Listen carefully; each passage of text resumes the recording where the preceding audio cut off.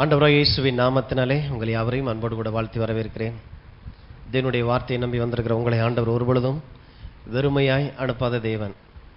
அதனால தான் ஆண்டவரிடத்தில் வரும்பொழுதே கர்த்தாவே நீர் பேசும் அடியேன் கேட்கிறேங்கிற அந்த மனநிலை இருக்கணும். உள்ளுக்குள்ளே நிறைய நம்ம பேசுகிறதுக்கு நிறைய தேவைகளோடு கூட இருக்கிறோம். நிறைய போராட்டம், பிரச்சனைகள். சிலர்லாம் எப்படா பரலோகத்துக்கு போவோம்னு சொல்லிட்டு ஒரு பெரிய A4 சைஸ் நோட்டில் நோட்டில் கேள்வியாக எழுதி வச்சுருக்கிறாங்க. அங்கே போய் ஆண்டவரை நான் கேட்காம விட மாட்டேன், நான் நல்லா தானே இருந்தேன், நான் நல்லது தானே செஞ்சேன், எனக்கு ஏன் இப்படி நடக்குது, என் வாழ்க்கையில் ஏன் இவ்வளோ தீமை நடக்குது, நான் உங்களைத்தான் நான் ஆராதிக்கிறேன், உங்கள்கிட்ட தானே ஜெபிக்கிறேன், நிறைய கேள்விகளோடு கூட இருக்கிறாங்க.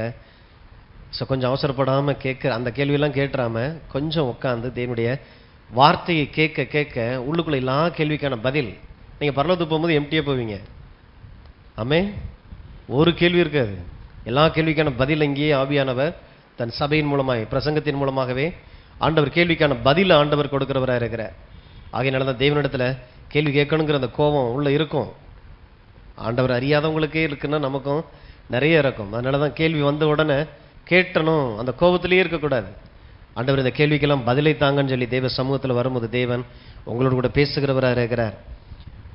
தெய்வம் நம்ம வாழ்க்கையில் நடக்கிற எந்த தீமைக்கும் அவர் காரணர் அல்ல. ஆண்டவர் சொன்னார், உயிர்த்தெழுந்து போகும்போது நீங்கள் எனக்கு சாட்சிகளாக இருப்பீர்கள். பிசாசுக்கு சாட்சியா இல்லை. பிசாசுக்கு சாட்சினா என்ன மாதிரி ஆயிடுது? என் வாழ்க்கையில் நடந்த எல்லா தீமைக்கும் இந்த இயேசு தான் காரணம்னு சொல்லி அவனோடு கூட விட்னஸ் போட்டுறக்கூடாது. மாறாக ஆண்டவர் சொன்னார், எனக்கு சாட்சிகளாக இருப்பீர்கள். தரித்திரத்துக்கு நீங்கள் சாட்சியாக இருக்கக்கூடாது, வியாதிக்கு சாட்சியாக இருக்கக்கூடாது, எந்த பாவத்துக்கு சாட்சியாக இருக்கக்கூடாது. இந்த கடவுளை நம்பி போனான், இத்தனை ஆண்டு காலமாக விழுந்தே கிடக்கிறான்றதுக்கு சாட்சி இல்லை. கடவுளை நம்பி போனான், விழுந்து கிடந்தான், இன்னைக்கு ஆண்டவர் அவனை தூக்கி மலை உச்சியில் வச்சிருக்கிறாருன்னு சொல்றதுக்கு அந்த சாட்சி. இன்னைக்கு சாட்சி எப்படின்னா கூப்பிட்டு வச்சு ஏதோ முழங்கால் வலி போச்சு, காய்ச்சல் போச்சு சொல்ற அந்த சாட்சி இல்லை. கிறிஸ்து சிலுவையில் செய்து முடித்த காரியங்கள் அனைத்திற்கும் நான் சாட்சியா இருக்கிறேன்.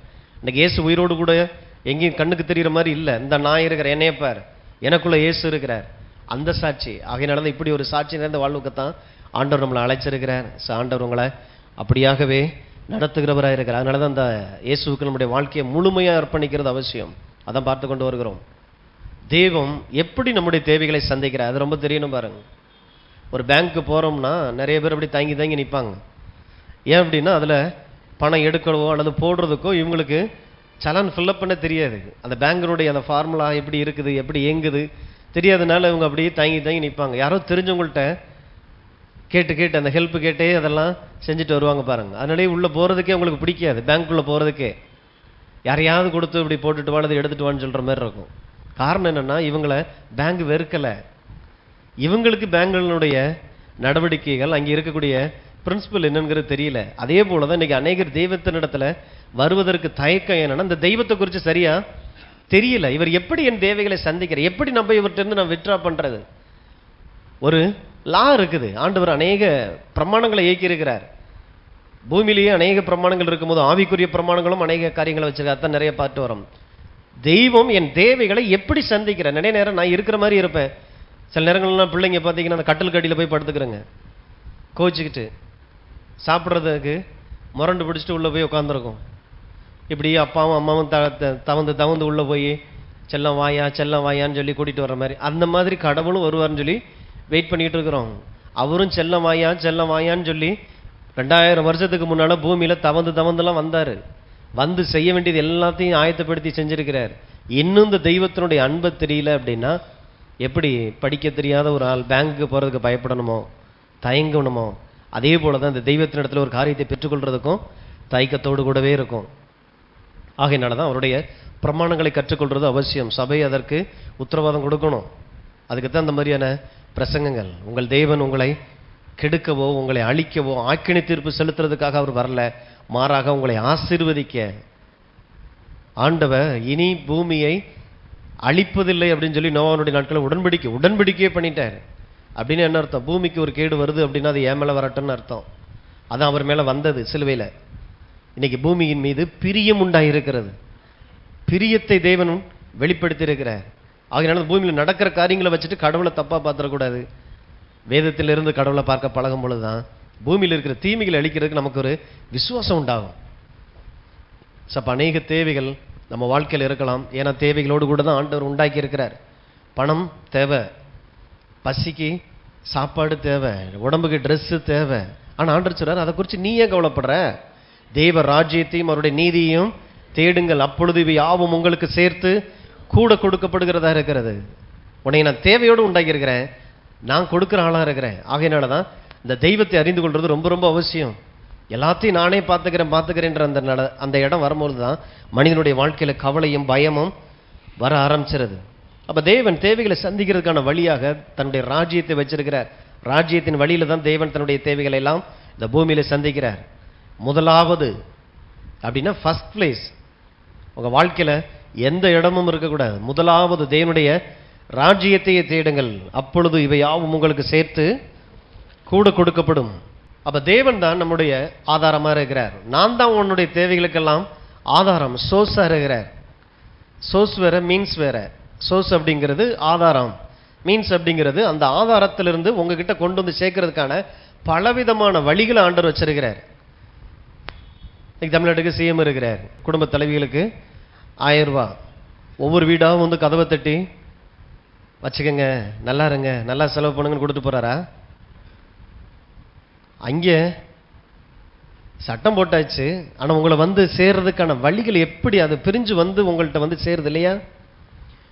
அப்போ ஆண்டவர் கல்வாரி சிலுவையின் மூலமாக நமக்கு வேண்டிய எல்லாவற்றையும் ஆயத்தப்படுத்தி எபேசியர் 1:3 போட்டிருக்குது, ஆவிக்குரிய சகல ஆசீர்வாதங்களான நம்மை ஆசீர்வதித்து இருக்கிறார். சோர்ஸ் இப்போ ஃபுல்லாக இருக்குது. ஆனால் உங்ககிட்ட இப்போ வந்து சேர வேண்டிய சில வழிகளை ஆண்டவர் வச்சிருக்கிறார். நம்ம என்ன நினைச்சிட்டோம், இப்போ உங்கள்கிட்ட வந்து இந்த 1000 ரூபா கொண்டு வந்து தர்றாரு போஸ்ட்மேன், இப்போ பேங்க்ல போட்டுறாங்க, மீதி போஸ்ட்மேன் பார்த்தீங்கன்னா இந்த ஓஏபி பணம்லாம் அந்த போஸ்ட்மேன் தான் கொண்டு வந்து தருவார். அவரை கண்ட மாதத்தில் கடவுளை கண்ட மாதிரி இருக்கும். என்ன இந்த மாதம் நம்ம கடவுளையே காணா அப்படின்ற மாதிரி இருக்கும். அவர் வந்து ஒரு வழி. அப்ப ஆதாரம் வேற, வழிகள் வேற. வீட்டில் தண்ணி வருது, டேங்க்ல இருந்து வர்றதுனால டேங்கு தான் நம்மளுடைய ஆதாரம் இல்லை. டேங்குக்கு முன்னால எங்க இருந்து வருது? அப்ப கடவுள் உற்பத்தி பண்ணி வச்சுக்க அநேக ஊற்றுகள் இருக்குது, அநேக மலைகள்ல இருந்தும் ஆறுகளாக நம்மளிடத்துல கொண்டு வந்து சேர்றதுக்கான சில வழிகள் இருக்குது. வழிகளை நம்ம ஒரு நாளும் ஆதாரமா நினைக்க கூடாது. இன்னைக்கு மனுக்குலத்தினுடைய பெரிய இருட்டடிப்புது. உங்க சோர்ஸ் ஆஃப் இன்கம் என்ன? சோர்ஸ் ஆஃப் இன்கம் கிடையாது, மீன்ஸ் ஆஃப் இன்கம். அப்படின்னா எனக்கு இன்கம் வர்றதுக்கு இது வழி. அப்ப சோர்ஸ் கர்த்தர் என் மேய்ப்பர், கர்த்தர் தான் என்னுடைய ஆதாரமாக இருக்கிறார் எந்த சூழ்நிலையிலும். ஆகையினால அநேக நேரங்களில் நம்ம தப்பு போடுறோம். வேலைக்கு போனோம், அந்த ஐயோ இன்னைக்கு வேலைக்காரரு, இன்னைக்கு வேலை கொடுத்தவர் ஞாயிற்றுக்கிழமை வர சொல்லி இருக்கிறாரு, அப்போ போகலைன்னா நம்மளுடைய சோர்ஸ் ஆஃப் இன்கம் தொலைஞ்சிருமே. அது சோர்ஸ் இல்லை, அது வழி. ஆனால் சோர்ஸ் தேவனாக இருக்கிறார். இன்னைக்கு கொஞ்சம் இதை ஆழமாக பார்க்கணும் பாருங்க. இன்னைக்கு அநேக இடங்கள்ல நடக்கக்கூடிய நம்ம வாழ்க்கையிலே சோர்ஸை மறந்துட்டு வழிகளை ஆதாரமாக நினைச்சிடறோம். தேவன் தான் என்னுடைய ஆதாரம் அப்படிங்கிறத ஆழமாக பார்க்க பழகணும்.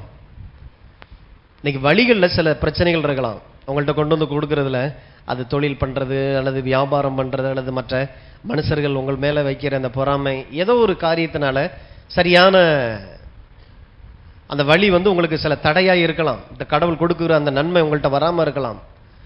கவலைப்பட வேணாம், ஆண்டவரிடத்துல 1000 வழிகள் இருக்குது. ஏன்னா சோர்ஸின் இடத்துல எந்த பஞ்சமும் இல்லை.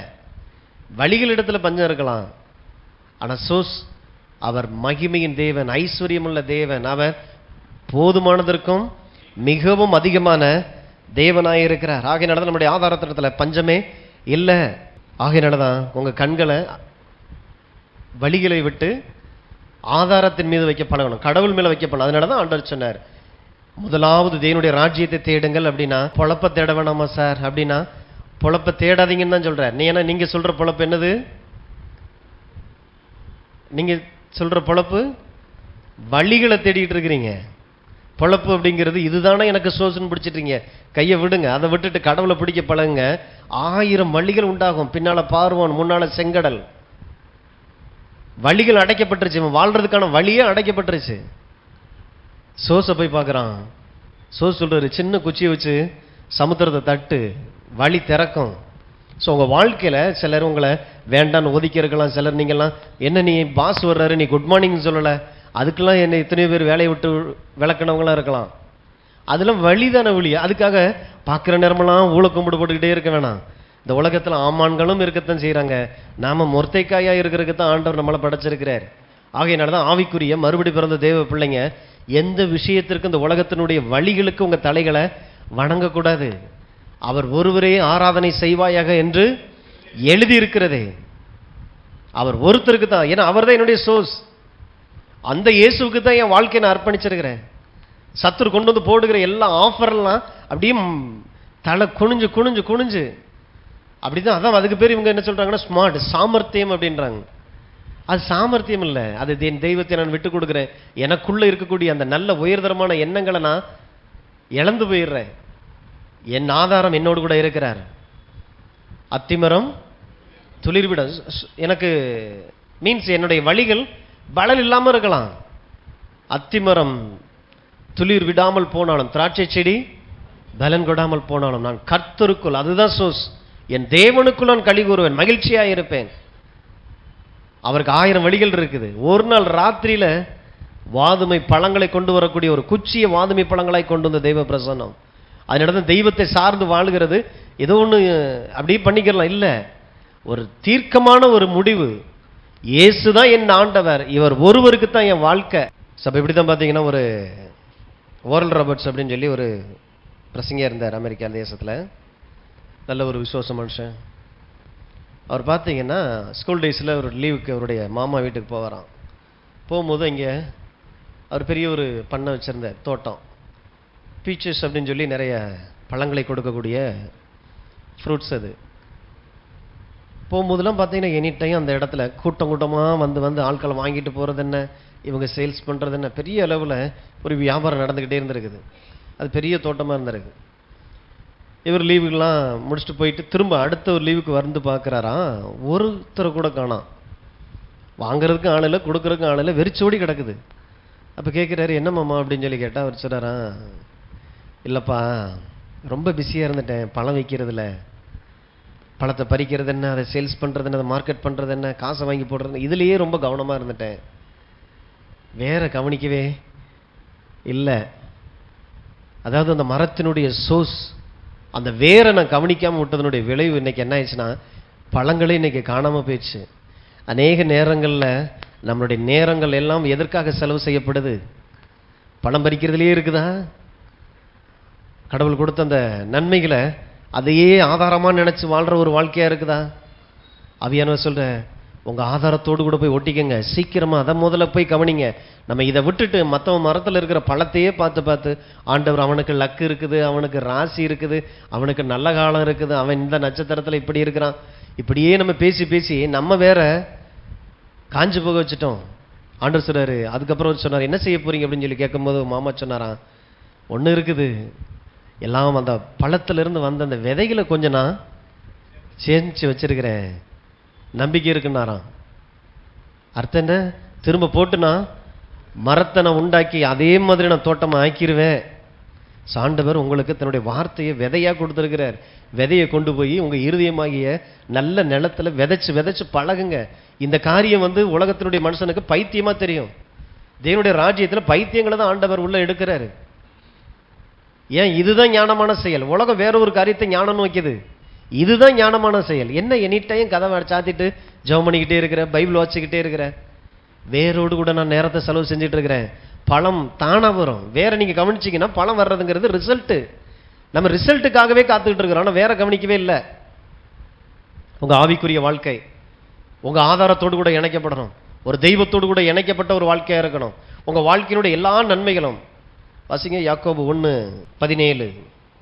நன்மையான எந்த ஈவும் பூரணமான எந்த வரமும் வரத்திலிருந்து உண்டாகி ஜோதிகளின் பிதாவிடத்திலிருந்து இறங்கி வருகிறது, அவரிடத்தில் யாதொரு மாறுதலும் யாதொரு வேற்றுமையின் நிழலும் இல்லை. எந்த ஒரு நன்மையான ஈவும் பரத்திலிருந்து உண்டாகினா அங்கேதான் ஆதாரம். உங்க வாழ்க்கையில் இன்னைக்கு நீங்க வச்சிருக்கிற அத்தனை நன்மைகளுக்கான ஆதாரம், சோர்ஸ் பரலோகத்திலிருந்து உண்டாகிதான் இன்னைக்கு உங்க வீட்டுக்குள்ள வந்திருக்குது. ஆனா நம்ம என்ன நினைக்கிறோம்னா, நம்மளுக்கு கொடுத்தாரே, கொண்டு வந்து டெலிவரி பண்ணாரே, ஸ்விக்கி சொமேட்டோலாம் வருதுல்ல, அந்த டெலிவரி பாய் வர்றாரு. ஐயா என்னைய வயிறார போசிச்சையா, உனக்கு தான் ஐயா கோயில் கட்டணும்னா சொல்கிறோம், கண்டுக்கிற கூட மாட்டேங்கிறோம். ஏன்னா அது நமக்கு தெரியுது, ஆர்டர் போட்ட நீ கொண்டு வந்து தந்த. அந்த மாதிரி தான் இன்னைக்கு உங்கள் வாழ்க்கையில் ஒரு நன்மையை கொண்டு வந்திருக்கக்கூடிய ஒரு கருவிகளாக ஆண்டவர் அநேகர் பயன்படுத்துகிறார். மனிதர் கண்களில் தயவுன்றது அதுதான், சரியாக கொண்டு வந்து உங்ககிட்ட சேர்க்கிறார். ஆனால் ஆதாரம் தேவனாக இருக்கிறார். பரத்திலிருந்து உண்டாகி உங்க வாழ்க்கையில நன்மைகளை பிறப்பிக்கக்கூடிய ஃபேக்டரி பரலோகத்தில் இருக்குது. அதனால தான் பரலோகத்தை இத்தனை ஆண்டு காலமாய் நம்ம தப்பாவே பார்த்து வச்சுட்டு இருக்கிறோம். நல்லதும் கடவுள் தான் கொடுக்கிறார், கெட்டதும் கடவுள் தான் கொடுக்கிறார். என் வாழ்க்கையில் நடக்கிற எல்லா தீமைக்கும் கர்த்தர் தான் காரணம்னு சொல்லி கடவுள் மேல நம்ம குறைபட்டுக்கிட்டு இருக்கிறோம். அந்த ஃபேக்டரி பார்த்தீங்கன்னா ஒரு நாளும் தீமையை பிறப்பிக்கிற இடம் கிடையாது. பரலோகத்தில் உண்டாகி அந்த தெய்வத்தை நீங்கள் ஆராதிக்கிறீங்க, அவரைத்தான் நம்பி வந்திருக்கிறீங்க, அவர் தான் என் ஆண்டவன் சொல்லி வெளியில் நம்ம பேசும் பொழுது உள்ளுக்குள்ள இந்த மாதிரி மனநிலை இருக்கணும். என் வாழ்க்கையில் நடக்கிற எந்த தீமைக்கும் கர்த்தருக்கும் காரணம் இல்லை, கர்த்தர் ஒரு காரணம் கிடையாது. பரத்திலிருந்து உண்டாகி ஜோதிகளின் பிதாவிடத்திலிருந்து இறங்கி வருகிறது. அப்ப இந்த தேவனுடைய ராஜ்யத்தில் இயேசுவை ஆண்டவராக இரட்சகராக பார்த்தோம். ஆண்டவர் இன்னைக்கு நம்மளை பரலோகத்தில் கொண்டு போய் சேர்க்கறதுக்கு நம்மளை ஆயத்தப்படுத்திட்டார், முடிஞ்சு. அடுத்து பரலோகம் தானா? இந்த பூமியில் நமக்கு ஒரு வாழ்க்கை இருக்கு. இந்த பூமியில் நான் எப்படி பார்க்குறேன், அவரை நான் எப்படி பார்க்குறேன்? ரட்சகரா, ஓகே. அடுத்து ரட்சகர் அப்படிங்கிறது, ரட்சிப்பு அப்படிங்கிறது தேவ ராஜ்யத்தில் பிரவேசிக்கிறதுக்கான ஒரு வாசல் தான். உள்ள வந்துட்டோம். உள்ள வந்ததுக்கு அப்புறம் மேய்ச்சலை கண்டடைவீர்கள் அப்படின்னா, அந்த மேய்ச்சலை பார்க்கறதுக்கு முன்னால அவரை நான் எப்படி பார்க்குறோம்? அவர் என்னுடைய ராஜாவாக இருக்கிறார். ஒரு ராஜா தான் என் தேவைகளை எல்லாவற்றையும் சந்திக்க முடியும். நம்ம நினைச்சிட்டா ராஜான்னா ஏன் வரி பணத்தில் அவர் சாப்பிட்டுட்டு இருக்கிறார், அது அந்த பார்வையில் அது தப்பு. என் தேவன் நான் வரி செலுத்துறதுக்கு முன்பாகவே இந்த ராஜா என் தேவைகள் எல்லாவற்றையும் அவர் சந்திக்க. அதனால தான் அந்த நாட்களில் ராஜாக்கள் அப்படின்னா கடவுளாக பார்க்கப்பட்டாங்க. ராஜாக்களை கடவுளாக பார்த்தாங்க. அப்ப இயேசு இந்த மனு குலத்திற்கு, இந்த பூமிக்கு இறங்கி வந்த மேசியா அப்படின்னா அபிஷேகம் பண்ணப்பட்ட ராஜாவா இருக்கிறார். தேவ ராஜ்யம் அப்படின்னா இங்கே ராஜான்னு ஒருத்தர் இருக்கிறார். அப்ப அந்த ராஜ்யத்தை நீங்கள் தேடும் பொழுது இவை யாவும் சேர்த்து கூட கொடுக்கப்படும்னா, ராஜாவாக பார்க்கும்போது இயேசுவை ஏதோ ஒரு தெய்வம், ஏதோ ஒரு சாமி, ரட்சகர், விடுதலையாக்குறவர், சுகமளிக்கிறவர், எல்லாத்துக்கும் சேர்த்து ஒரு பேரு மேசியா. ஜனங்கள் என்ன யார் என்று சொல்லுகிறார்கள்? அவர் செஞ்ச செயலை வச்சு சிலர் பணம் கொடுக்குறாருன்னு சொல்றாங்க, சிலர் பார்த்தீங்கன்னா வியாதியிலிருந்து விடுதலையாக்குறேன்னு சொல்றாங்க, சிலர் பார்த்தீங்கன்னா மனதில் பிரச்சனை அப்படின்னா ஆறுதல் அளிக்கிறான்னு சொல்றாங்க. மொத்தம் ஒரு ராஜா இந்த வேலையெல்லாம் செஞ்சுட்டு இருக்கிறார். ஆகினால தான் யோவான் ஞானஸ்நானனுடைய சீசர்கள் இயேசுனிடத்தில் வந்து கேட்டாங்க, நீர் தான் வருகிறவரா, இன்னும் வேறொருவர் வர காத்திருக்க வேண்டுமா அப்படின்னு சொல்லி கேட்ட மாத்திரத்தில் அவருக்கு பதில் எதுவுமே சொல்லலை. சொல்லாம எல்லா அசுத்தாவிகளை பிடிச்சவர்கள் எல்லாரையும் குணமாக்கினார். வியாதிஸ்தர்களை குணமாக்கி நீங்கள் கண்டவைகளையும் கேட்டவைகளையும் போய் சொல்லுங்கள் அப்படின்னா என்ன அர்த்தம்? அவனுக்கு புரியும், நீ போய் சொல்லு. அப்ப என்ன இங்க கண்டுட்டாங்க? தேவ ராஜ்யத்தில் இது எல்லாமே நடக்கும். இப்ப நடந்து கொண்டு இருக்குது. நான் வந்துட்டேன் போய் சொல்லு. ஏன் ராஜா இங்க வந்திருக்கிற?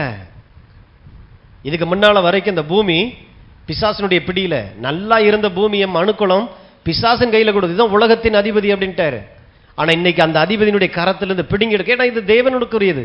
பூமியும் பூமியில் உள்ள பொருட்கள் அதனுடைய எல்லாமே பிசாசுக்குரியதுன்னு நம்ம நம்பிக்கிட்டு இருக்கிறோம்.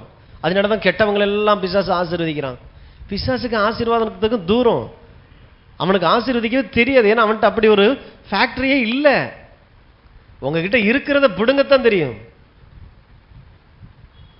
அப்ப இயேசு இந்த பூமியில வெளிப்பட்ட ராஜாதி ராஜாவாய் இருக்கிறார். அந்த ராஜாவை நான் அறிந்து கொள்ளணும். அது மாம்சத்தினாலும் இரத்தத்தினாலும் அந்த அறிவு வராது. பிதாவாகிய தேவனே உங்களுக்கு அதை வெளிப்படுத்த. அதனாலதான் அந்த வெளிப்படுத்தல் அறிவு. ஆண்டவரே என் கண்ணை திறந்தரலும், இயேசுவை ராஜாவாக பார்க்கக்கூடிய ஆவியின் கண்கள் எனக்கு திறக்கப்படட்டும், பிரகாசப்படட்டும். அப்ப ஆராதிக்கிறேன் அப்படின்னா ஒரு சாமி ஆராதிக்க வர்றதில்லை. நான் ஆராதிக்கிறது ஒரு ராஜாதி பயத்தோடு கூட உள்ள, கனத்தோடு கூட உள்ள வர்றது. அப்ப இயேசு என் ராஜா, அவர் தான் என் தேவைகள் எல்லாவற்றையும் சந்திக்கிறார். அப்ப ராஜா அப்படின்னா அந்த ராஜாவின் இடத்துல என்னை நான் தாழ்த்துகிறேன், என்னை நான் கீழ்ப்படுத்துகிறேன், அவருடைய சித்தம் என் வாழ்க்கையில் நடக்கட்டும். எனக்கு 1000 சித்தங்கள் இருக்கலாம், ஆனால் இந்த ராஜாவினுடைய சித்தத்துக்கு என்னை நான் முழு மனதோடு கூட அர்ப்பணிக்கிறேன்னு சொல்லி அர்ப்பணிக்கும் பொழுது அந்த ராஜா உங்கள் தேவைகளை போஷிக்கிறவர், உங்கள் வாழ்க்கையினுடைய எல்லா விருப்பங்களை நிறைவேற்ற அவருடைய தரத்திலிருந்து தேவைகளை சந்திக்கிறவராக இருக்கிறார். ஆமென். அர்ப்பணிக்கிறது இல்லைங்க, எனக்கு நேரம் கிடைக்கும் போது நான் பைபிள் வாசிப்பேன், நேரம் கிடைக்கும் போது நான் சர்ச்சுக்கு வருவேன், நேரம் கிடைக்கும் போது எல்லாம் பண்ணுவேன்னா இன்னும் உங்களை தேவன் ஆளுகை செய்யல. உங்களுக்கு நீங்க தான் ராஜாவா இருக்கிறீங்க. சர்ச்சுக்கு வந்தாலும் தெய்வத்துக்காக என்னை நான் அர்ப்பணிக்கிறேன் அப்படின்னா நமக்குலாம் அதுக்கெல்லாம் டைமே இல்லை பாருங்க. நினைச்சு பார்த்தா கூட சண்டே லீவ் அப்படிங்கிறதுலாம் வாழ்க்கையிலே இருக்கக்கூடாது. நான் புதுசா மாடு வாங்கியிருக்கிறேன், புதுசா கல்யாணம் கட்டியிருக்கிறேன், இந்த இங்கிட்டு போயிட்டு எனக்கு வர்றதுக்கு நேரம் இல்லை அப்படின்னா என்னை யார் ஆளுகை செய்கிறா? அது வழி. ஆனால் என்னுடைய சோர்ஸ் தேவன். அவரை ஆராதிக்க ஆராதிக்க எனக்கான 1000 வழிகள் திறக்கப்படுது. எல்லா திசைகளில் இருந்தும் வரும்பொழுது சேர்த்து வைக்கிறதுக்கு இடம் இருக்காது. இடங்கொள்ளாமல் போகும் மட்டும் நான் உன்னை ஆசீர்வதிப்பேன்னா என்ன அர்த்தம்? 1000 வழிகள் இருக்கு. எல்லா வழியிலும் வரும்பொழுது படகு மூழ்கத்தக்கதாய் ஐஸ்வர்யத்தால் இப்ப அழுகிய போறான். 1000 வழிகள் வருது. சான சோஸ் தேவன், தேவன் மட்டும்தான். அப்ப எந்த அரசாங்கம் இல்லை, எந்த கம்பெனி இல்லை, எந்த எஜமானன் அல்ல, எந்த கணவனும் அல்ல, எந்த மனைவியும் அல்ல, எந்த பிள்ளைகளும் அல்ல. என்னுடைய வாழ்க்கையினுடைய சோர்ஸ்.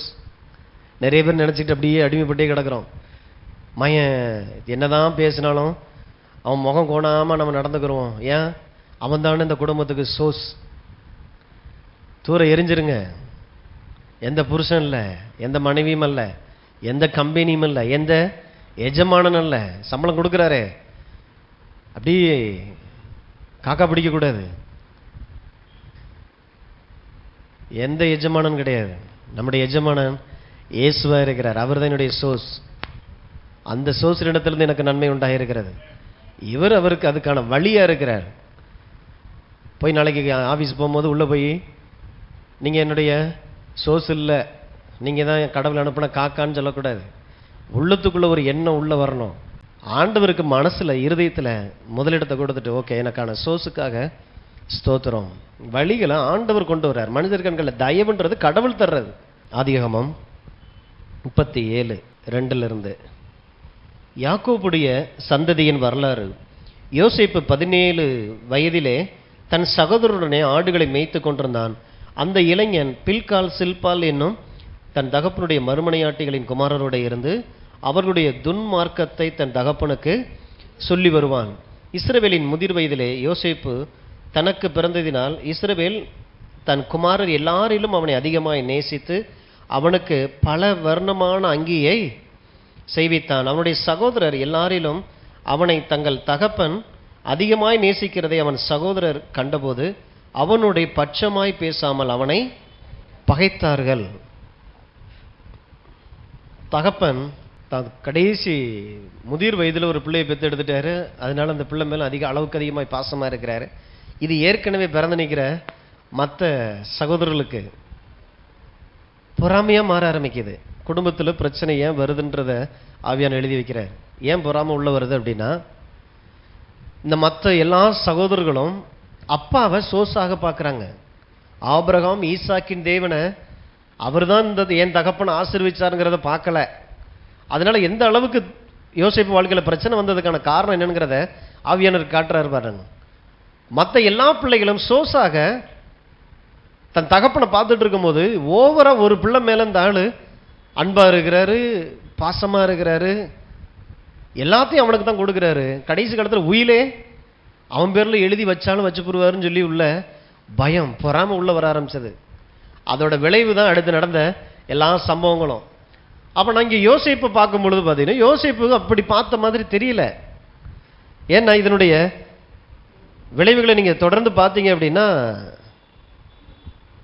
24ஆம் வசனம், சகோதரர்கள் எல்லாரும் அவனை எடுத்து அந்த குழியிலே போட்டார்கள். அது தண்ணீர் இல்லாத வெறும் குழியாய் இருந்தது. பின்பு அவர்கள் போஜனம் செய்யும்படி உட்கார்ந்தார்கள். அவர்கள் தங்கள் கண்களை ஏறெடுக்கும் போது இதோ கீலேயாத்தில் இருந்து வருகிற இஸ்மவேலருடைய கூட்டத்தை கண்டார்கள். அவர்கள் எகிப்துக்கு கொண்டு போகும்படி கந்த வர்க்கங்களையும் பிசிந்தைலத்தையும் வெள்ளைப்போளத்தையும் ஒட்டகங்கள் மேல் ஏற்றி கொண்டு வந்தார்கள். அப்பொழுது யூதா தன் சகோதரரை நோக்கி, நாம் நம்முடைய சகோதரனை கொன்று அவன் இரத்தத்தை மறைப்பதினால் லாபம் என்ன? அவன் இந்த இஸ்மவேலருக்கு விற்று போடுவோம், வாருங்கள், நமது கை அவன் மேல் படாதிருப்பதாக. அவன் நம்முடைய சகோதரனும் நம்முடைய மாம்சமாய் இருக்கிறானே என்றான். அவன் சகோதரர் அவன் சொல்லுக்கு இணங்கினார்கள். அந்த வர்த்தகரான மீதியானியர் கடந்து போகிற போது அவர்கள் யோசேப்பை அந்த குழியிலிருந்து தூக்கி எடுத்து அவனை இஸ்மவேலர் கையில் 20 வெள்ளிக்காசுக்கு விற்று போட்டார்கள். அவர்கள் யோசேப்பை எகிப்திற்கு கொண்டு போனார்கள். இவ்வளோ பெரிய யோசேப்பினுடைய வாழ்க்கையில் இந்த சம்பவம் நடக்கிறதுக்கு காரணம், மற்ற எல்லாருமே சோசாக அப்பாவை பார்க்குறாங்க. அப்பா எங்கே நமக்கு வர வேண்டிய எல்லா சொத்தையும் பேரில் எழுதி வச்சுருவாரோன்னு சொல்லி பயத்தில் கொண்டு போய் தன் சகோதரனை எவ்வளவு பகைச்சு கொலை செய்கிற அளவுக்கு துணிஞ்சாங்க. ஆனால் கடவுளுடைய கிருபை அந்த வாலிப பையன் மேலே இருக்குது. இப்போ யோசிப்பு என்ன பண்ணியிருக்கணும்? கத்தி கூப்பாடு போட்டிருக்கணும். என்ன, எம்மா என்னை காப்பாற்றுமா, எம்மா என்னை காப்பாற்றுமான்னு சொல்லி கத்தியிருக்கணும். யாராவது என்னை காப்பாற்றுங்களேன், யாராவது என்னை காப்பாற்றுங்களேன்னு. யோசிப்பு ஒரு சத்தமும் கொடுத்த மாதிரி தெரியல. உள்ளுக்குள்ளே இருந்து அதில் என்ன நினச்சிருப்பான் அந்த நேரத்தில். அந்த இது வரைக்கும் செல்லமாக வளர்க்கப்பட்ட பிள்ளை தான் சொந்த ரத்தம் அங்கே இல்லை, நம்மளை தூக்கி பிடிக்கி குழியில் போடுது, கொல்றதுக்கு தான் போட்டுது, ஒரு சத்தமும் இல்லை. இப்போ எடுத்து அடிமை சந்தைக்கு கொண்டு போகிறான். அவன்கிட்ட காசுக்கு விற்கிறாங்க. இவனை ஒரு வியாபார பொருள் போலவே பார்த்துட்டாங்க. இப்போ இங்கிருந்து எகிப்துக்கும் போயாச்சு. ஆனால் யோசேப்பு தன்னுடைய ஆதாரமாக தன் தகப்பனை பார்க்கலை. அதுதான் இதனுடைய ஆவியானவர் எழுதி நம்மளுக்கு காட்டுறது. தேவனை நம்பி இருக்கிறான். அப்ப தேவன் இவனோடு கூட இருக்கிறார். 39:1 யோசேப்பு எகிப்துக்கு கொண்டு போகப்பட்டான். பார்வோனுடைய பிரதானியும் தலையாரிகளுக்கு அதிபதியுமாகிய போத்திபார் என்னும் எகிப்து தேசத்தான் அவனை அவ்விடத்திற்கு கொண்டு வந்த இஸ்மவேலரிடத்தில் விலைக்கு. பாருங்க, தன்னை எத்தனை பேர் வாங்குறான். மீதியானியர் என்ன, இஸ்மவேலர் என்ன, இப்ப போத்திபார் பார்க்குறான்.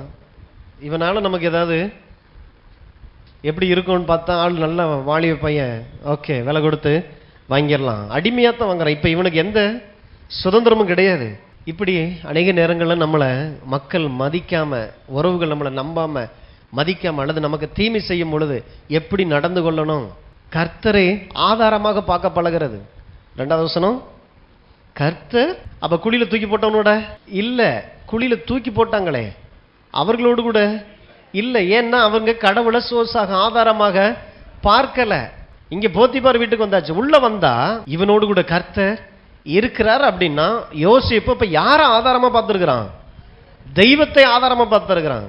என் வாழ்க்கையில எவ்வளவு தீமை நடந்தாலும், எத்தனை பேரால என் வாழ்க்கை நசுக்கப்பட்டாலும், அழிக்கப்பட்டாலும், சீரழிக்கப்பட்டாலும், என்னுடைய ஒரே ஆதாரம் என் தேவன், நான் ஆராதிக்கிற இயேசுவாக இருக்கிறார். கர்த்தர் யோசேப்போடு கூட இருந்தார். அநேக நேரங்களில் நம்மளுடைய வாழ்க்கையில் நடக்கும் பொழுது சில காரியங்கள் தவறாக தெரியலாம்.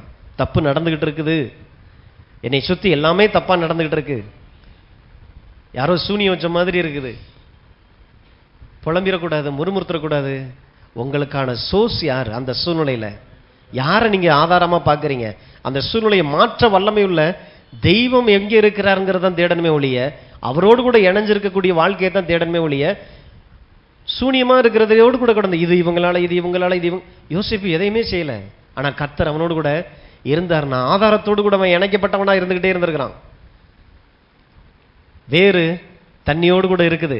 நீர்க்கால்களின் ஓரமாய் நடப்பட்டு ஆதாரத்தோடு கூட இணைஞ்சிருக்கலாம். உங்களை சுத்தி என்னென்ன நடக்கலாம். உஷ்ணம் வருகிறதை காணாமல், உங்க வாழ்க்கையை சுத்தி உஷ்ணம் வருது, இருக்குது. ஆனா அது ஒரு நாளும் உங்களை பாதிக்காது. யோசேப்புடைய வாழ்க்கையில இவ்வளவு தீமை நடந்திருக்கு. ஆனா யோசேப்பு ஒண்ணுமே பாதிச்ச மாதிரி தெரியல. ஏன்னா அதை பார்க்கலாம், அவங்க செய்த தீமைகளை பார்க்கலாம், நன்மை செய்கிற ஆதாரத்தோடு கூட தன்னுடைய ஆவியை ஒன்னா கலந்து வச்சிருக்கிறான். கர்த்தர் அவனோடு கூட இருந்தார். அவன் காரிய சித்தியுள்ளவனானான். எத்தனை பேர் குழியில தள்ளினாலும், உங்க வாழ்க்கையில எத்தனை நஷ்டங்கள் வந்தாலும், எல்லாவற்றையும் மாற பண்ணுகிற காரிய சித்தி தேவன் உங்களுக்குள்ள, உங்க ஆவிக்குள்ள இதெல்லாம் வச்சிருக்கிறாரு. உங்க ஆவியில காரிய சித்தி உள்ளவர்களாக தேவன் உங்களை வச்சிருக்கிறார். நீ வேணாம், நீ ஒன்னதுக்கு லாய்க்கல, நீ இந்த வேலை செய்யவே உனக்கு தெரியாது, வராது, உனக்கு அறிவு இல்லை, நீ முட்டாள்னு சொல்லி கூட உங்களை தள்ளி போட்டா கூட நான் காரிய சித்தி உள்ளவனாய் இருக்கிறேன். காரணம் என்னன்னாக்க நான் என் ஆதாரத்தோடு கூட இணைக்கப்பட்டவனா இருக்கிறேன். ஆகையினால இவன் பேசின இதே வார்த்தை, இந்த வார்த்தையை நான் மாற்றி அமைக்கக்கூடிய ஒரு வாழ்க்கை நான் வாழப்போகிறேங்கிறத நீங்க தான் தீர்மானிக்கிறது. உங்களுக்குள்ளதான் அந்த ஊற்றே இருக்குது. ஆகையினால தான் உன் இருதயத்தை சரியா வச்சுக்கன்றார். பிசாசு பேசுற வார்த்தையெல்லாம் இருதயத்தில் எடுத்து வைக்க கூடாது. இருதயத்துக்குள்ள தேவனுடைய இந்த மாதிரியான சத்தியங்கள் உள்ள வைக்கும் போது நான் காரிய சித்தி உள்ளவனாய் இருக்கிறேன். பசையுள்ள ஆட்களை தேடிக்கிட்டு போய் ஒட்டுறது இல்ல. சில எல்லாம் பாத்தீங்கன்னா இந்த பசையா இருக்கு, பசை என்னன்னு தெரியுது இல்ல, பணம் நிறைய வச்சிருக்கிறவங்களோடு கூட போய் உட்காந்து அவங்களோட செல்ஃபி எடுக்கிறது என்ன, அவங்களோட எங்கேயாவது போறது என்ன, வர்றது என்ன, அவங்க இருக்கிறதுனால நான் நல்லா இருந்துருவேன், என் பிள்ளை இவர் படிக்க வச்சிருவாரு, எல்லாம் இவர் பார்த்துக்கிடுவாரு, நான் ஐயாவுக்கு தொண்டனாவே நான் மாறிடுறேன். நான் காரிய சித்தி உள்ளவனா இருக்கிறேன். உள்ள ஆட்டிடியூட் உள்ள போகணும் பாருங்க. போத்திபார் வீட்டுக்குள்ள தான் போயிருக்கிறாரு. ஆனா போத்திபார்ட்ட நான் காரிய சித்தி உள்ளவன் இவர் சொல்லல, கர்த்தர் அவனோடு கூட இருக்கிறார். அவன் காரிய சித்தி உள்ளவனாய் இருக்கிறான். மூணாவது, கர்த்தர் அவனோட இருக்கிறார் என்றும் அவன் செய்கிற யாவையும் கர்த்தர் வாய்க்க பண்ணுகிறார் என்றும் அவன் எஜமான். உங்க வழிகளுக்கு தெரியணும் இவன் ஆசீர்வதிக்கிறது கர்த்தர் அப்படின்னு சொல்லி தெரியணும். அந்த மாதிரி நீங்க இருக்கணும். யாக்கோபு ஆண்டவர் ஆசீர்வதிக்கிறார். லாபான் சொன்னான் கர்த்தர் உன்னோடு கூட இருக்கிறார். நீங்க போற இடங்கள்லாம் அப்படிதான் தெரியணும். கடவுளே தெரியாத அளவுக்கு ஐயா நீங்க தாயா எனக்கு கடவுள், கடவுள் மாதிரி எனக்கு நீங்க தாயா சாமி மாதிரி, என் பிள்ளைக்கு ஃபீஸ் கட்டுறதுக்கு கொடுத்தீங்க, வீட்டு வாடகைலாம் உங்களை வச்சு தான் நான் எல்லாம் பண்ணிக்கிட்டு இருக்கிறேன், இந்த நிலம் வாங்குறதுக்கு நீங்க தான் கையை திறந்தீங்க, எஜமானுடைய போட்டோ பெருசா போட்டு மேல பூ வச்சிட வேண்டிதான். எஜமானனுக்கு அது கேடு. நீங்க இப்படி பேசும்போது அப்படி எஜமான் அப்படி புலகாகி தான் அடைஞ்சிட்டு இருக்காருனாக்கு பூ வைக்க போறான்னு அர்த்தம். கர்த்தரை பாருங்க, வழி வேற, ஆதாரம் வேற. உங்களை ஆசீர்வதிக்கிறவர் கர்த்தர். கர்த்தரின் ஆசீர்வாதமே அவ்வளவுதான். உங்கள் ஆதாரம் இயேசு ஒருத்தர் தான். அதனால இவரை நம்பி இவர் சொல்லுகிற எல்லா காரியத்துக்கும் நான் கீழ்ப்படிய முடியும். ஏன்னா என் ஆதார இடத்துல எந்த பஞ்சமும் இல்லை. 4வது வசனம், யோசேப்பின் இடத்துல தயவு வைத்து வந்துருச்சா. ஆதாரம் இயேசுவா இருக்கும் போது மனுஷர் கண்களை தயவு தானா வந்துடும், வழி திறந்துரும். தயவு வைத்து அவனை தனக்கு ஊழியக்காரனும் தன் வீட்டுக்கு விசாரணைக்காரனும் ஆக்கி தனக்கு உண்டான யாவற்றையும் அவன் கையில் ஒப்புவித்தான். எல்லாத்தையுமே கையில கொடுத்துட்டான். மாஸ்டர் ஆயிட்டான். இப்ப அடிமையா போனவன். ஏன் அண்ணங்கள் மாதிரி உட்காந்து பொறாமப்படல, ஆதாரத்தோடு கூட இணைஞ்சு நிற்கிறான்.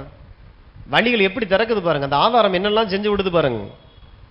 அவனை தன் வீட்டுக்கும் தனக்கு உண்டான எல்லாவற்றுக்கும் விசாரணைக்காரனை ஆக்கினது முதற்கொண்டு கர்த்தர் யோசேப்பின் நிமித்தம் அந்த எகிப்தின் வீட்டை ஆசீர்வதித்தார்.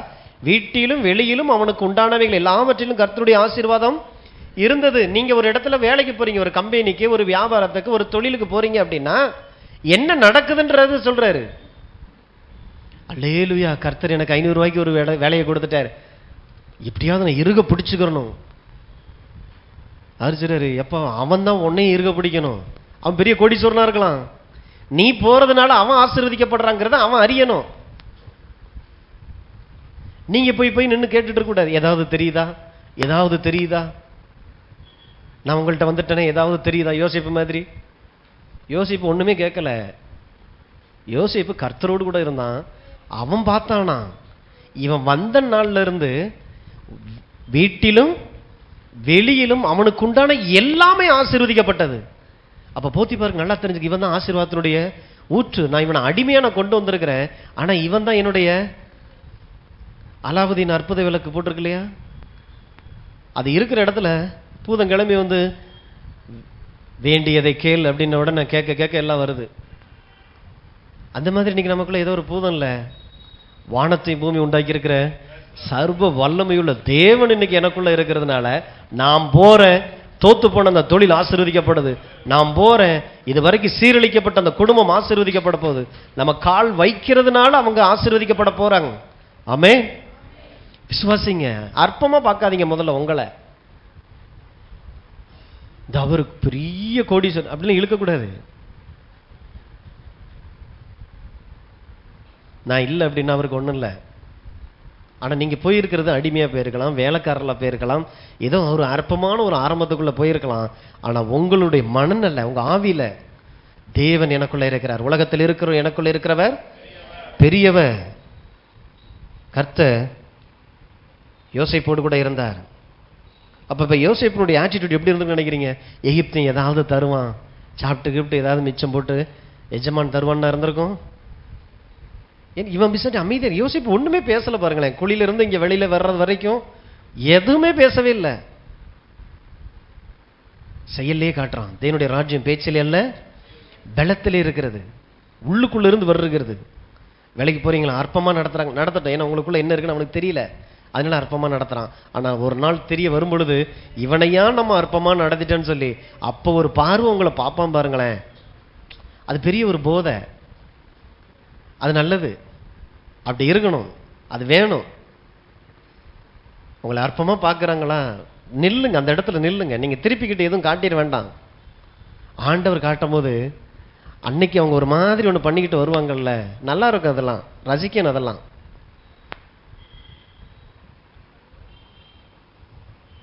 என் நிமித்தம் இந்த எகிப்தின் வீடு ஆசீர்வதிக்கப்படுது. அப்போ என் கம்பெனினால நான் ஆசீர்வதிக்கப்படலை, என் நிமித்தம் என் கம்பெனி ஆசீர்வதிக்கப்பட போகுது. இந்த தொழில்னால நான் ஆசீர்வதிக்கலை, நான் வந்ததுனால இந்த தொழில் ஆசீர்வாதம் பெறுது. 21வது வசனம். கர்த்தரோ யோசேப்போடு இருந்து அவன் மேல் கிருபை வைத்து சிறைச்சாலை தலைவனுடைய தயவு அவனுக்கு கிடைக்கும்படி செய்தார். போத்திபார் வீட்டில் இப்போ ஒரு பிரச்சனை வந்துருச்சு. வந்த மாத்திரத்தில் தூக்கி ஜெயிலில் போட்டாங்க. இதே இடத்துல நம்மளாக இருந்தால் என்ன பண்ணியிருப்போம்? முதல்ல அப்பனை கசந்துக்கிடுவோம். நான் பேசாட்டி சும்மா தான் இருந்தேன், கலர் கலராக ட்ரெஸ்ஸை மாட்டி விட்றேன், என்னை மாட்டி விட்டு அத்தனை பேரையும் என்னை பாய்க்க விட்டது இந்த ஆள். இல்லை, எல்லார போலையும் எனக்கு ஒரு ட்ரெஸ்ஸை போட்டுட்டு இருந்தா நேரம் நான் வீட்டை சுற்றிட்டு இருந்தா விளையாண்டுட்டு தெரிஞ்சிருப்பேன். எல்லாரை விட நீ ஸ்பெஷல், எல்லாரை விட நீ ஸ்பெஷல்னு சொல்லி சொல்லி என்னையை கிளப்பி விட்டு நான் பேசாடி சும்மா இருந்தேன். அத்தனை பேர் இப்போ என்னைய தூக்கி குளிக்கல போட்டாங்க. தூக்கி உள்ளே போட்ட 11 பேரையும் கடந்து நினச்சி கவலைப்பட்டுருக்கணும். உங்களில் தானடா நான் பிறந்தேன், நான் என்னடா பாவம் பண்ணேன், கசந்துருக்கணும். அடுத்து இங்கே போத்திபார் வீட்டுக்குள்ளே போனா போத்திபார் பொண்டாட்டி தேவையில்லாத வேலையை பார்த்து வச்சுட்டா. இந்த ஜெயிலில் உட்காந்து இது எதையுமே, இதுதான் வேதத்தினுடைய ரகசியம். உங்கள் வாழ்க்கையினுடைய கடினமான சூழ்நிலைகளை நீங்கள் எப்படி கடந்து போகணும், அந்த சூழ்நிலை எப்படி ஜெயிக்கிறது. இந்த அவங்களானதான், அந்த இவங்களானதான், அந்த இவங்க செஞ்சிருந்தா, இவங்க என்னை கொஞ்சம் தூக்கி விட்டுருந்தா, இவங்க என்னை கொஞ்சம் ஒரு எத்தி இருந்தா இன்னைக்கு நான் பெரிய ஆளாக இருப்பேன். எத்தை தான் செய்யணும். யாரும் என்னுடைய ஆதாரம் இல்லை. இவங்க எல்லாம் எனக்கான வழிகள். 1000 வழிகள் இருக்கு இன்னைக்கு தூத்துக்குடி என்னை ஆசீர்வதிக்கிறதுக்கு. நான் என் ஆதாரத்தோடு கூட இணைக்கப்பட்டிருக்கும் பொழுது அதுக்கான கதவுகள்லாம் திறக்கப்பட ஆரம்பிக்குது. அதனால தான் விட்டுறாதீங்க. ஏனதானுன்ற மாதிரியான ஒரு கிறிஸ்தவ வாழ்க்கை இல்லை, கிறிஸ்துவ வாழ்க்கை மட்டும்தான். அதனால தான் முதலாவது. அப்போ செய்யாத தப்புக்கு தண்டனை, இதுதான் உலகம். அதனால இதெல்லாம் கண்டு பிரமிச்சிடக்கூடாது. நான் என்னங்க பண்ண, நான் என்ன கெடுதல் பண்ண, யாருக்கு செய்யும், இதுதான் உலகம். அப்படிப்பட்ட நேரத்தில் நீங்கள் எப்படி நடந்துக்கிறீங்க? எல்லா சூழ்நிலையின் மத்தியிலும் கர்த்தர் இருக்கிறார். மனிதர்களை ஆதாரமாக பார்க்கக்கூடாது. மனிதர்களை நம்புகிறவன் சபிக்கப்பட்டவன். நாசியிலே சுவாசம் உள்ள மனுஷனை நம்பாத. அந்த சுவாசத்தை வச்சார எல்லாருக்கும், அவரு தான் பெரியவர். ஆபிரகாம் பக்கமும் ஆபிரகாம் பெரிய ஆளா தெரியக்கூடாது. ஆபிரகாமை ஆசீர்வதித்தவர், ஆபிரகாமை சந்தித்தவர், ஆபிரகாமுக்கு பிள்ளையை கொடுத்து பெருக பண்ணின தேவன் பெரியவரா தெரியணும். ஈசாக்கு, யாக்கோபு எல்லாரையும் பார்க்கும் போது அவங்கவுங்களெல்லாம் பெருசா தெரியக்கூடாது. உங்களை எருசலேம் டூருக்கு கூட்டிட்டு போனோம்னாக்க எங்கடா மார்த்தாள் வீடு இருக்குன்னு சொல்லி போய் நின்று மரியாதை உட்கார்ந்த இடம் எதுன்னு சொல்லி பார்த்துட்டு இருக்கக்கூடாது. சகை வீடு எங்க இருக்கு, சகை வீடு எங்க இருக்கு, அந்த அத்திமரம் எல்லாத்துலேயும் போர்டு எழுதி வச்சிருப்போம், சகை ஏறுன்னு அத்திமரம் தானே. நானும் ஒரு தடவை ஏறி பார்த்து இறங்கிக்கிறேன். தூர போயிடணும் அந்த எண்ணங்கள்லாம். பெரிய தெய்வன் ஆதாரம். இந்தியாவை உண்டாக்குனவர், தமிழ்நாடை உண்டாக்குனவர், தூத்துக்குடியை உண்டாக்குனவர் என் வீட்டில் எனக்குள்ள வந்து உட்கார்ந்துருக்கிறார்னா அவர் எவ்வளோ பெரிய தேவனா இருப்பார். இப்போ நான் தான் ஸ்பெஷல். சகை வீடு இல்லை. இதுதான் இயேசு உட்கார்ந்து பிரசங்கம் பண்ணின பேதுருனுடைய படகு. போய் அதையும் கொஞ்சம் தொட்டு கும்பிட்டுட்டு எங்கே இருக்கிறோம்? பெரிய தேவன் எனக்குள்ள இருக்கிறார், நான் ஆசீர்வதிக்கப்பட்டவனாய் இருக்கிறேன். இப்ப ஜெயிலுக்குள்ள போனா கர்த்தர் அவனோடு கூட இருக்கிறார். 22, 39, 22. சிறைச்சாலை தலைவன் சிறைச்சாலையில் வைக்கப்பட்ட யாவரையும் யோசேப்பின் கையிலே ஒப்புவித்தான். அங்கே அவர்கள் செய்வதெல்லாவற்றையும் யோசேப்பு செய்வித்தான். கர்த்தர் அவனோடு இருந்தபடினாலும் அவன் எதை செய்தானோ அதை கர்த்தர் வாய்க்க பண்ணினபடினாலும் அவன் வசமாய் இருந்த யாதொன்றை குறித்து சிறைச்சாலை தலைவன் திரும்ப திரும்ப அந்த வார்த்தையை பாரு, கர்த்தர் அவனோடு இருந்தார். கர்த்தர் அவனோடு இருந்தார்னா என்ன சொல்ல வர்றார்? கர்த்தர் தான் இங்க இவனுக்கு ஆதாரமா இருந்திருக்கிறார். யோசேப்பு வாழ்க்கையில நடந்த எல்லா நல்ல காரியங்களுக்கும், தீமைக்கு உள்ள போனாலும், செய்யாத தீமைக்கு உள்ள போனாலும் தூக்கி அவனை விடுதலை ஆக்குறதுக்கு எல்லாவற்றுக்குமே கர்த்தர் தான் ஆதாரமா இருந்திருக்கிறார். கடவுளை ஆதாரமா பார்த்து பழகுங்க. உங்க வாழ்க்கையில் நீங்க சந்திக்கிற ஏதோ ஒரு போராட்டம், ஏதோ ஒரு சூழ்ச்சி, செய்யாத காரியங்களுக்கு நீங்க அனுபவிச்சுட்டு இருக்கிற போராட்டம், பிரச்சனை, எல்லாவற்றிலிருந்து கர்த்தர் உங்களை விடுதலையாக்க வல்லவராக இருக்கிறார். ஏன்னா நீங்க ஆதாரத்தோடு ஒட்டி இருக்கிறீங்க. பார்க்காதீங்க. நான் உங்களுக்கு என்னென்னலாம் செஞ்சேன் தெரியுமா, உங்களை நான் எப்படிலாம் நான் பார்த்துக்கிட்டேன் தெரியுமா, எவ்வளவுலாம் நான் செலவு பண்ண தெரியுமா, கேட்பார் பேச்சை கேட்டுட்டு என்னை எப்படிலாம் பேசிட்டாங்க, எப்படிலாம் என்னை நடத்துறாங்க. கண்டுக்கிறாதீங்க. உங்கள் ஆதாரத்தோடு கூட உங்களை சத்துரு வெளியில கொண்டு வர பார்க்குறான். அப்ப ஆண்டவருடைய சித்தம் என்னை சுற்றி என்னவா இருந்தாலும் தேவ சித்தத்துக்காக என்னை நான் அர்ப்பணிக்கிறேன். கர்த்தாவே, நான் உம்மை பார்க்கக்கூடிய அந்த பார்வை எனக்கு உண்டாயிருக்கட்டும். உம்மை ஆதாரமாய் பார்க்கக்கூடிய கண்கள் எனக்கு உண்டாயிருக்கட்டும். ஏன்? நீர் தான் எனக்கு ஞானத்தை தருகிறீர், அறிவை தருகிறீர், புத்தியை தருகிறீர், காரிய சித்தி, நான் செய்கிற எல்லாவற்றையும் வாய்க்க பண்ணக்கூடிய அந்த கிருபை நீர் தான் தருகிறீர். ஆண்டவரே, உம்மை மாத்திரம் பார்க்கக்கூடிய கண் எனக்கு உண்டாயிருக்கட்டும். மற்ற மனுஷங்களையே பார்த்து அவங்களுக்காக அப்படி ஊழக்க முடியும், அதெல்லாம் கழிவு எனக்குள்ள இருக்கக்கூடாது. அந்த மாதிரி ஆட்டிடியூடு. பெரியவங்களை மதிக்கிறது வேற, இவங்கள்ட்ட இருந்து ஏதாவது கிடைச்சிடாதா, இவங்க தரலைன்னா நான் எப்படி ஆசீர்வதிக்கப்படுவேன், அதனால அவங்க செய்கிற எல்லாத்தையும் சகிச்சுக்கிறது. ஏற்கனவே சொல்லியிருக்கேன் இல்லையா, தங்கச்சியை இப்போ தான் கட்டி கொடுத்துருப்பாங்க. இப்போ அண்ணங்காரங்கெல்லாம் தங்கச்சி பெற்று இருக்கிற பிள்ளைக்கு தாய் மாமா, பிள்ளை பிறந்த உடனே பார்த்தீங்கன்னாக்க தொட்டில் கட்டுறதுக்கு தாய் மாமாவோட வேட்டியை வாங்கிட்டு வந்துட வேண்டியது. அங்கே ஆரம்பிக்கும். பார்த்துக்க, அவன் தான் தாய் மாமா, உன் பிள்ளைக்கு எல்லாம் அவன் தான் செய்யணும், அவன் தான் செய்யணும், அவன் தான் செய்யணும்னு உடனே இவங்களும் அப்படியே தாய் மாமாவை ஆதாரம் ஆக்கிற வேண்டியது. அவன் இப்படி ஊர் சுற்றி தெரியும், எதையும் செய்யாமல் கண்டுக்கிறாம. நம்மளால வேட்டி இறுக்கி பிடிச்சிட்டே உட்காந்துருக்க வேண்டியதான். எங்கேயோ நம்ம பாசன்றது வேற, ஆதாரன்றது வேற. ஆதாரம் தேவன் ஒருத்தர் தான். உன் தேவனாகிய கர்த்தர் ஒருவருக்கே ஆராதனை செய்வாயாக என்று எழுதியிருக்கிறதே. சத்துரு கொண்டு வந்து எல்லா வழிகளை காட்டினான். இயேசுக்கு முன்னால உலகத்தினுடைய அனைத்து ராஜ்யங்களையும் சுத்தி காட்டிட்டான். எல்லா பணத்தும் பொக்கிஷத்தை காட்டினா. இயேசு ரொம்ப கூலா சொல்றாருல. அப்ப இந்த பார்வையில தான் அவர் இருந்திருக்கிறார். உன் தேவனாய் கர்த்தர் ஒருவருக்கே ஆராதனை செய்வாயாக. இது எல்லாமே வழி. சோர்ஸ் அங்கே இருக்கு. வழி வற்றி போயிடும், சோர்ஸ் ஒரு நாளும் வற்றி போகாத. அவர் ஜீவ நதியா இருக்கிறார்.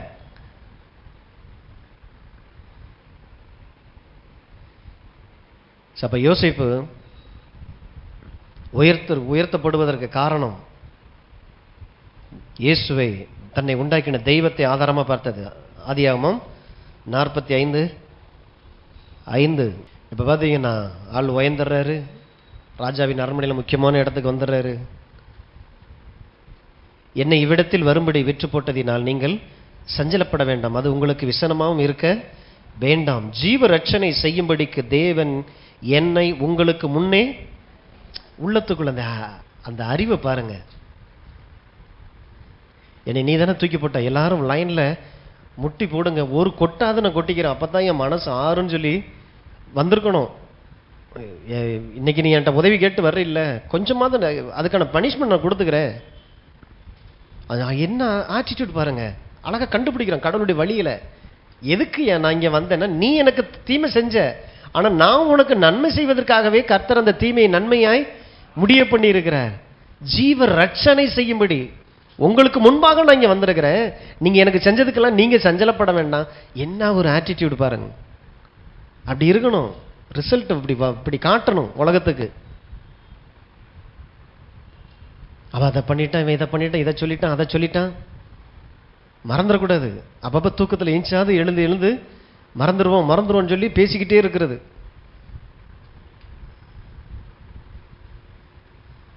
கல்யாணம் கட்டி அனுப்பும் போது அதிரசத்தில் 100ன்னு சொன்னாங்க, 90 தான் இருந்துச்சு. முடிஞ்சு சொல்லி மருமக வாழ்க்கை. அப்பனை பற்றி தெரியாதா, அம்மாவை பற்றி தெரியாதா?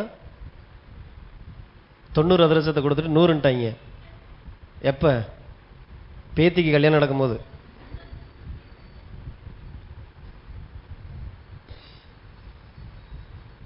எவ்வளவு தீமை செஞ்சிருந்தா, அந்த தீமையை எவ்வளோ அழகாக ஒரு மெச்சூர்டாக பார்க்குறோம் பாருங்க. நீங்கள் சஞ்சலப்படாதீங்க, எனக்கு நீங்கள் செஞ்ச காரியத்துக்கு தீமைக்கெல்லாம் சஞ்சலப்படாதீங்க. ஆண்டவரே, இப்படிப்பட்ட யோசிப்பின் இருதயம் எனக்குள்ள உண்டாகட்டும். என் எதிரிகளை கூட மன்னிக்கவும் ஏற்றுக்கொள்ளக்கூடிய அந்த உயர்வு, அவங்களுக்கு நன்மை செய்யக்கூடிய ஒரு உயர்வு, இதுதான் பிசாசுகள் மீது அக்கினியை வைக்கிறது. அப்போ யோசேப்புக்கு உள்ளுக்குள்ள தெய்வத்தை குறித்து தானே அறிவு எங்கே கொண்டு போய் விடுது பாருங்க. 45:8 ஆதலால் நீங்கள் அல்ல, தேவனே என்னை இவ்விடத்திற்கு அனுப்பி என்னை பார்வோனுக்கு தகப்பனாகவும் ஒரு குடும்பம் அனைத்திற்கும் கர்த்தனாகவும் எகிப்து தேசம் முழுவதுக்கும் அதிபதியாகவும் வைத்தார். எப்பா நீ என்னை அடிமையா போட்டோம் குழியில போட்டோம் நீ நினைச்சிட்டு இருக்கிற? வந்து பார்த்தா தான் தெரியுது நீ எனக்கு இப்படி செஞ்ச.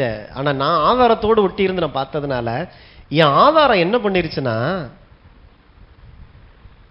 பார்வோனுக்கு அப்பா அப்பன் அப்படின்னு என்ன அர்த்தம்? பார்வோன் இப்ப எனக்கு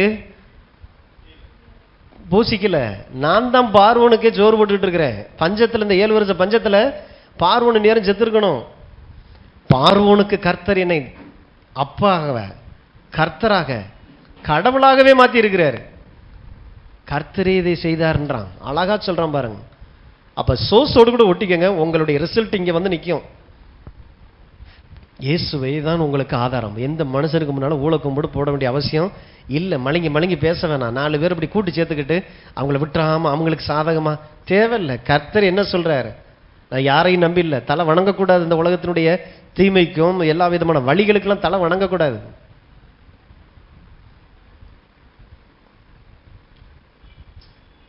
தேவனை நோக்கி பார்க்கிறான் பாருங்க எல்லா சூழ்நிலையிலும். அப்ப கஷ்டம் பிரச்சனையான நேரத்துல அவரையே நீங்க நம்பி இருக்கிறீங்க அப்படின்னா அவர் தான் உங்களுடைய ஆதாரம். அப்ப என் நிமித்தம் பார்வோனுக்கு பராமரிப்பு உண்டாகுது, என் நிமித்தம் ராஜாவும் ஆசீர்வதிக்கப்படுகிறான். ஸோ உங்களுடைய ஆட்டிடியூட் அப்படிதான் இருக்கும். நீங்க இன்னைக்கு வேலைக்கு போங்க, அது சின்ன கம்பெனி பெரிய கம்பெனி, எந்த வியாபாரம் தொழில் என்னவானாலும் சரி, ஆனா உள்ளுக்குள்ள போகும்போது பெரிய தேவனை நான் சுமந்து போகிறேன். உள்ளுக்குள்ள என் நிமித்தம் இவர்கள் ஆசீர்வதிக்கப்படுறாங்க. ஸோ இது இங்கே உங்களுக்கு இங்கே ஏறிடக்கூடாது. இங்கே ஆதாரத்தோடு நான் இருக்கிறதுனால ஆசீர்வதிக்க, அந்த ஆட்டிடியூட்ல தான் உள்ள நடக்கணும். அப்போ உங்களை சுற்றி ஒரு தீமை நடக்குதா, தீமை உங்களை உயர்த்த போகுது. உங்களுக்குள்ள அற்புதங்களையும் தேவனுடைய வழிகள், மனிதர் கண்களை தயவை கொண்டு வந்து அந்த தீமையிலிருந்து நீங்க வெளியே வர்றதுக்கான வழி தேவன் உள்ள இருக்கிறார். ஆதாரம் உள்ள இருக்குது. இல்லைங்க எனக்கு அவங்க தீமை செஞ்சுட்டாங்க, என் வாழ்க்கையில் அவங்க நன்மை மோசமான காரியங்களை செஞ்சுட்டாங்க அப்படின்னா நிச்சயமா யோசேப்பினுடைய வாழ்க்கையில் வந்த அந்த தீமை எப்படி அவருக்கு இவ்வளவு நன்மையா முடிஞ்சிச்சோ, அப்ப என் வாழ்க்கையில தீமையை நான் தீமையை பார்க்கறது இல்லை, எனக்கான ஆப்பர்ச்சுனிட்டி என்னை உயர்த்துறதுக்காக அடுத்த கட்டத்துக்கு நான் போக போறதுக்கான வழி இதுதான். நிச்சயமா போறேன். ஏன் நான் ரொம்ப கஷ்டப்படுறேன் சொல்றது புரியுங்களா? நான் ரொம்ப கஷ்டப்படுறேங்க அப்படி இல்லை, நான் ரொம்ப கஷ்டப்படுறேன் அதனால ரொம்ப நல்லா இருக்க போறேன்னு அர்த்தம். எங்கிருந்து சொல்றோம்? ஏன் நான் என் ஆதாரத்தோடு கூட இணைஞ்சிருக்கிறனால என் ஆதாரத்துக்கு இப்படித்தான் வேலை செய்ய தெரியும். எல்லா பைபிள்ல இருக்கிற எல்லா பரிசுத்தவான்களும் எடுத்து பாருங்க. சிங்க கெபின் வந்தா அடுத்து அடிமையா இருந்தவன் இப்ப அதிபதியா மாறிட்டான். அக்னி சுனைக்குள்ள போட்டிருந்தாங்க, அதுக்கு முன்னாடி வரைக்கும் அடிமையா இருந்தவன் இப்ப முக்கியமான துறையில போய் உட்காந்தாச்சு. ஆடு மேய்ச்சிக்கிட்டு இருக்கிறான். கோலியாத்து தான் பெரிய பிரச்சனை. ஆனா கோலியாத்துக்கு அப்புறம் ராஜா. எல்லாருமே அவங்க ஒரு பிரச்சனையை சந்திக்கிறாங்கன்னா ஆதாரத்தோடு கூட இணைஞ்சிருந்து அந்த பிரச்சனையை சந்திக்கிறாங்க. அந்த ஆதாரம் என்ன பண்ணிருதுன்னா அவனை தூக்கி பெரிய ஒரு ப்ரமோஷன் கொடுத்துருது. அப்ப தேவனுடைய பிள்ளைகளாய் உங்களுக்கு சத்துரு ஏதோ ஒரு சோதனை, ஏதோ ஒரு ஓத்திரம், ஏதோ ஒரு துன்பத்தை உள்ள கொண்டு வந்திருப்பான். ஆனால் நீங்க இப்ப எப்படி இருக்கணும்? பெரிய ஒரு உயர்வு எனக்கு காத்துக்கிட்டு இருக்குது. அதனாலதான் யாரும் சந்திக்காத பிரச்சனையை சந்திச்சு அப்படி இல்லை, யாரும் சந்திக்காத பிரச்சனை சந்திக்கிறேன். யாருக்கும் இல்லாத உயர்வு எனக்கு உண்டு. ஏன்னா என் ஆதாரம் அப்படித்தான் வேலை செய்வார். கர்த்தர் நான் மாறாதவர். யோசேப்புக்கு நான் என்ன செஞ்சேனோ அதே காரியத்தை நான் உனக்கும் செய்ய வல்லவராக இருக்கிறேன். நான் மாற மாட்டேன். அவரிடத்துல யாதொரு வேற்றுமை நிழல் இல்ல. இல்ல யோசேப்பு ரொம்ப பெர்ஃபெக்ட் இல்ல, கர்த்தர் ரொம்ப பெர்ஃபெக்ட். கர்த்தர் தான் நம்முடைய ஆதாரமா இருக்கிறார். ஆனா நீங்க மனசுல நம்பி பார்த்தீங்கன்னா நீங்க அவன்கிட்ட போய் பிச்சை கேட்டுட்டு இருக்கணும். யோசேப்பின் இடத்துல எல்லாரும் பஞ்ச காலத்துல யாசகம் கேட்டு தான் வந்தாங்க. அதை கொஞ்சம் டீசெண்டா சொல்லிடுவோம். யாசகம் கேட்டு தான் வந்தாங்க. ஆனா கர்த்தரை ஆதாரமா வச்சிருக்கிற மனுஷன் தேசத்துக்கே கொடுக்கிறவனாக, பஞ்ச காலத்துல தேசத்துக்கே கொடுக்கிறவனாக கர்த்தர் அவனை மாற பண்ணினார். ஆமே. சரி, நீங்க எந்த லிஸ்ட்ல இருக்க போறீங்க? யாசகம் கேட்க போறீங்களா, தேசத்துக்கு கொடுக்க போறீங்களா? அதுக்கு நீங்க எடுக்கக்கூடிய தீர்மானம் இயேசுவை உங்களுடைய ஆதாரமா பார்க்கிறது. புருஷர் இல்ல, எந்த எஜமானனும் இல்ல, எந்த மாமனார் மாமியார் இல்ல, என் ஆதாரம் இயேசு ஒருத்தர் தான். காலையில எந்திரிச்சு புருஷங்கால தொட்டு கும்பிட்டு டீ காஃபி போட்டு கொடுத்து, இப்ப இல்ல, ஏன் அதெல்லாம் வந்துருச்சு? அப்படி ஆதாரம், என் ஆதாரம் இயேசுவா இருக்கிற அந்த இயேசுவோடு கூட எனக்கு ஒரு உறவு இருக்குது.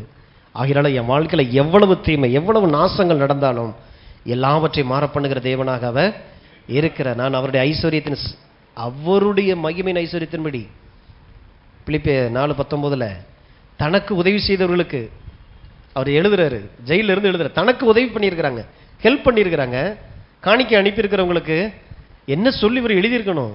நான் ஜெயிலில் இருக்கிறேன், சரியான இன்கம் எனக்கு இல்லை, மறக்காம இந்த மாதம் அனுப்பிட்டீங்க, ஸ்தோத்திரம், ரொம்ப நன்றி, மறக்காம அடுத்த மாதமும் ஏதாவது பார்த்து செஞ்சிருங்கன்னு தானே சொல்லியிருக்கணும். ஜெயிலில் இருக்கிறவர் அப்படி தானே எழுதியிருக்கணும். ஆனால் இவர் எப்படி எழுதுறாரு?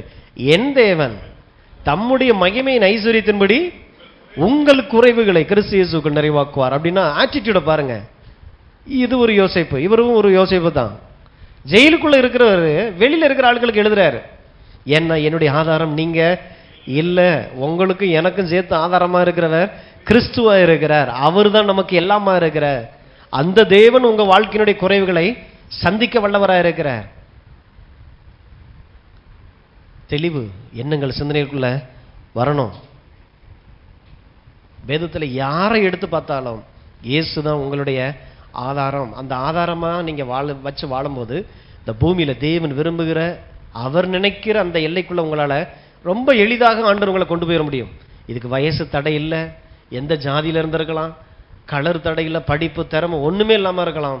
ஆனா இயேசு எனக்கு ஆண்டவராக இருக்கிறார், அது ஒண்ணு போதும். எனக்கு இந்த உலகத்தில் இருக்கிற எல்லாவற்றையும் நான் ஜெயிச்சிடலாம்.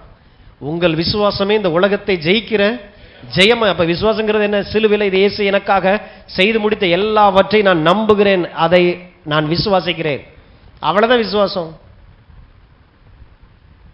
நான் அவர் சொல்லியிருக்கார் நீ நல்லா இருப்ப, அதனால நான் நல்லா இருப்பேன். எப்படி தெரியாது, அவர் சொல்லியிருக்கிறார். நான் தலையா இருப்பேன், எப்படி தெரியாது, அவர் சொல்லியிருக்கிறார். நான் தலையாத்தான் இருப்பேன், நான் விசுவாசிக்கிறேன். இல்லை இன்னைக்கு பார்த்தா, இன்னைக்கு நீ பார்க்காத, அவர் சொன்னது கட்டாயம் நடக்கும்போது நான் உனக்கு ஃபோன் போட்டு சொல்றேன், அன்னைக்கு என்னை பார். விசுவாசம். அதனால தான் அவிசுவாசிகளோடு கூட போய் சேர்ந்து அப்படி கொலாவி அந்த ஸ்மார்ட்டாக சிலவங்க அந்த ஸ்ட்ராட்டஜி வைக்கிறாங்கன்னா, பிஸ்னஸில் எப்படி 2 நாள் ஆக்குறது, நாளை எப்படி 16 ஆக்குறதுன்னு சொல்லி ஒரு ஸ்ட்ராட்டஜியும் கிடையாதுங்க. கர்த்தர் ஒருவரே என்னுடைய மேய்ப்பர், அவர் ஒருத்தர் தான் என்னுடைய ஆதாரம்.